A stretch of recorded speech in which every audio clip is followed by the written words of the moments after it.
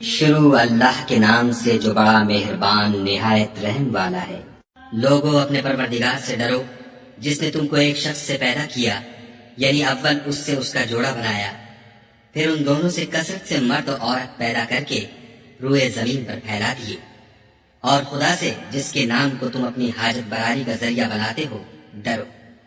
اور قطع مودت ارحام سے بچو، کچھ شک نہیں کہ خدا تمہیں دیکھ رہا ہے۔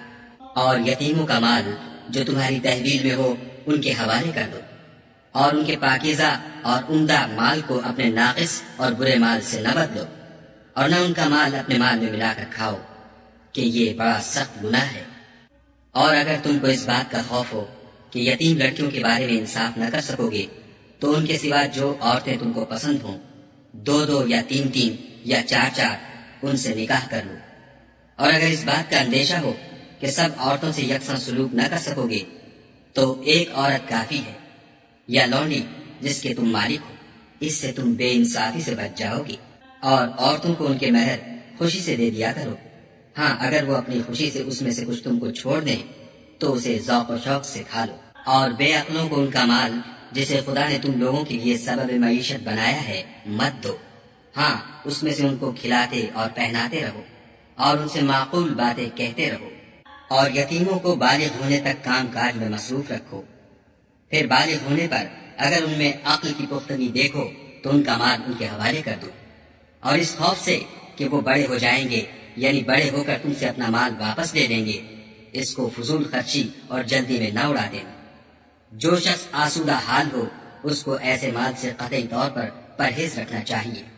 اور جو بے مقدور ہو وہ مناسب طور پر یعنی بقدر خدمت کچھ لے لے۔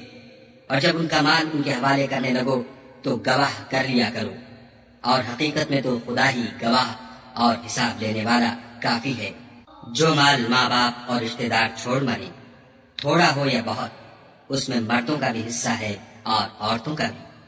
یہ حصے خدا کے مقرر کیے ہوئے ہیں۔ اور جب میراث کی تقسیم کے وقت غیر وارث رشتہ دار اور یتیم اور محتاج آ جائیں تو ان کو بھی اس میں سے کچھ دے دیا کرو، اور شیریں کلامی سے پیش آیا کرو۔ اور ایسے لوگوں کو ڈرنا چاہیے جو ایسی حالت میں ہوں کہ اپنے بعد ننھے ننھے بچے چھوڑ جائیں، اور ان کو ان کی نسبت خوف ہو کہ ان کے مرنے کے بعد ان بیچاروں کا کیا حال ہوگا۔ بس چاہیے کہ یہ لوگ خدا سے ڈریں اور معقول بات کہیں۔ جو لوگ یتیموں کا مال ناجائز طور پر کھاتے ہیں وہ اپنے پیٹ میں آگ بھرتے ہیں اور دوزخ میں ڈالے جائیں گے۔ خدا تمہاری اولاد کے بارے میں تم کو ارشاد فرماتا ہے کہ ایک لڑکے کا حصہ دو لڑکیوں کے حصے کے برابر ہے، اور اگر اولاد میت صرف لڑکیاں ہی ہوں یعنی دو یا دو سے زیادہ تو کل ترکے میں ان کا 2/3، اور اگر صرف ایک لڑکی ہو تو اس کا حصہ نصف، اور میت کے ماں باپ کا یعنی دونوں میں سے ہر ایک کا ترکے میں 6واں حصہ، بشرطے کہ میت کے اولاد ہو۔ اور اگر اولاد نہ ہو اور صرف ماں باپ ہی اس کے وارث ہوں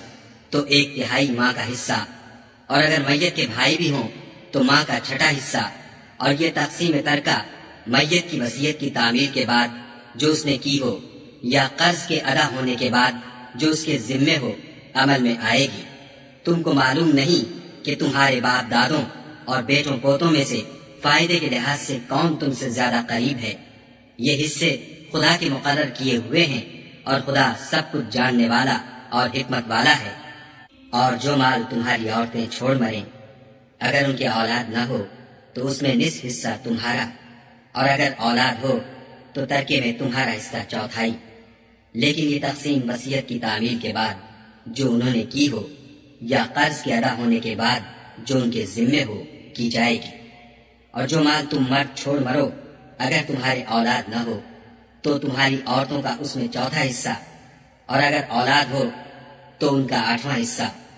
یہ حصے تمہاری وصیت کی تعمیر کے بعد جو تم نے کی ہو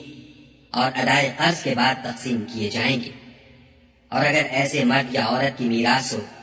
جس کے نہ باپ ہو نہ بیٹا مگر اس کے بھائی یا بہن ہو تو ان میں سے ہر ایک کا 6واں حصہ، اور اگر ایک سے زیادہ ہوں تو سب 1/3 میں شریک ہوں گے۔ یہ حصے بھی بعد ادائے وصیت و قرض بشرطے کہ ان سے میت نے کسی کا نقصان نہ کیا ہو تقسیم کیے جائیں گے۔ یہ خدا کا فرمان ہے، اور خدا نہایت علم والا اور نہایت حلم والا ہے۔ تمام احکام خدا کی حدیں ہیں، اور جو شخص خدا اور اس کے پیغمبر کی فرما برداری کرے گا خدا اس کو بہشتوں میں داخل کرے گا جن میں نہریں بہ رہی ہیں، وہ ان میں ہمیشہ رہیں گے، اور یہ بڑی کامیابی ہے۔ اور جو خدا اور اس کے رسول کی نافرمانی کرے گا اور اس کی حدوں سے نکل جائے گا اس کو خدا دوزخ میں ڈالے گا جہاں وہ ہمیشہ رہے گا، اور اس کو ذلت کا عذاب ہوگا۔ مسلمانوں، تمہاری عورتوں میں جو بدکاری کا ارتکاب کر بیٹھے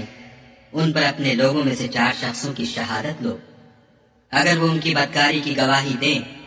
تو ان عورتوں کو گھروں میں بند رکھو یہاں تک کہ موت ان کا کام تمام کر دے یا خدا ان کے لیے کوئی اور سبیل پیدا کرے۔